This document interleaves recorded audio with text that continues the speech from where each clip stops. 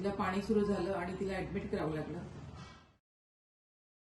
Pregnancy ही अतिशय natural अवस्था असते.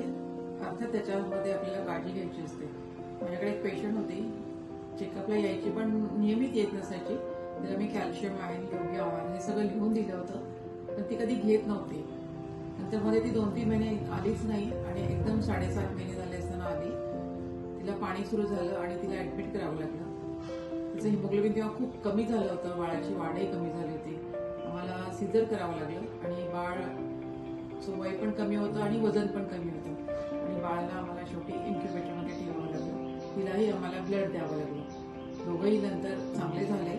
तर मला सांगायचा अर्थ असा आहे की प्रत्येक व्यक्तीने ही काळजी घेणं खूप गरजेचं आहे. जर आम्ही तुला कॅल्शियम आयर्न देतो आहोत, तिला काही योग्य आहार देतो आहोत, तर त्याचा तिने फॉलोअप करायला पाहिजे. तसंच नियमितपणे चेकअप करणं खूप आवश्यक आहे. हे जर नाही केलं तर कॉम्प्लिकेशन्स होऊ शकतात. म्हणून सगळ्यांनी डॉक्टरांचे